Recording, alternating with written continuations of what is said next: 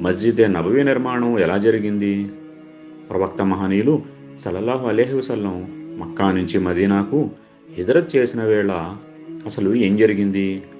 మస్జిద్ నబవీ నిర్మాణం జరిగిన స్థలం ఎవరిది?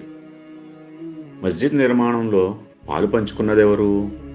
ఇస్లామియా చరిత్రలోనే మహోన్నతమైన ఈ సంఘటన గురించి ఓసారి తెలుసుకుందాం.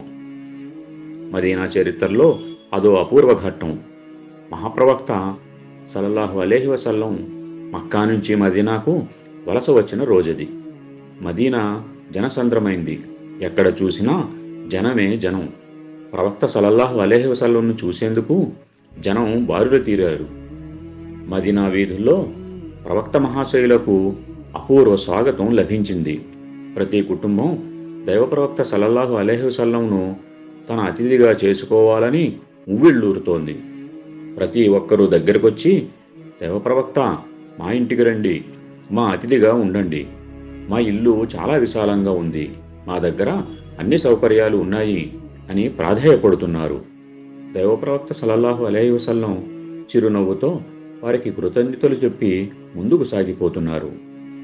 ఒంటె ముక్కుతాడు కొంచెం వదులు చేసి, ఈ ఒంటె ద్వారా దేవుడు నన్ను ఎక్కడ ఉండమని సూచిస్తాడో అక్కడ ఉంటాను అన్నారు దైవప్రవక్త. ఆయన కూర్చున్న ఒంటె మదీనా వీధుల్లో నడుస్తోంది. అలా నడిచి నడిచి చివరకు విశాలమైన ఓ మైదానంలో ప్రవేశించి కూర్చున్నది. అప్పుడు జనం అల్లాహు అక్బర్ అంటూ దిక్కులు పిక్కటిల్లేలా నినదించారు. మరుక్షణమే ఒంటె లేచి ముందుకు కొంచెం దూరం నడిచింది. ఆ తరువాత గిర్రున వెనక్కి తిరిగి వచ్చి కూర్చున్నది. కూర్చోగానే మోర కిందకు వాల్చి తోకాడించడం మొదలుపెట్టింది. జనం మరోసారి అల్లాహు అక్బర్ నినాదాలు చేశారు. ఆ ప్రదేశం నజ్జార్ వంశానికి చెందిన ఇద్దరు అనాథ బాలలది. మహాప్రవక్త సల్లల్లాహు అలైహి వసల్లం ఒంటి దిగి మస్జిద్ నిర్మించాలనే ఉద్దేశంతో ఈ చోటు ఎవరిది అని అడిగారు. హజరత్ మువాజ్ బిన్ ఆఫ్ రజియల్లా అన్హు ముందుకు వచ్చి, ఈ భూమి సహేల్ సుహేల్ అనే అనాథ పిల్లలది. పసితనంలోనే తండ్రిని కోల్పోయారు. ప్రస్తుతం వీరిద్దరూ నా సంరక్షణలోనే ఉన్నారు.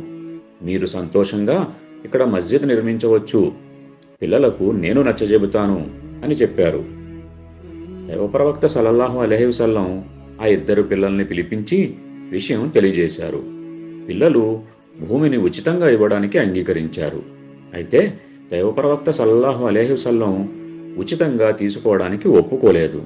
దానికి తగిన ధర చెల్లించి తీసుకున్నారు. మరునాడు అనుచరులు చెట్లు నరికి ఆ స్థలాన్ని చదును చేశారు. ఆ తరువాత మసీదు నిర్మాణం ప్రారంభమైంది. అగ్రశ్రేణి సహాబీలు మస్జిద్ నిర్మాణంలో పాలు పంచుకున్నారు. దైవప్రవక్త సల్లల్లాహు అలైహి వసల్లం సైతం మసీదు నిర్మాణం పనుల్లో పాల్గొన్నారు. మట్టితో ఇటుకలు తయారు చేసి గోడలను నిర్మించారు. ఖర్జూరం చెట్ల ఆకులతో పైకప్పు వేశారు. ముస్లిం సోదరులంతా ఒక్కటై రేయింబవళ్లు శ్రమించి మస్జిద్ నబవీని నిర్మించారు.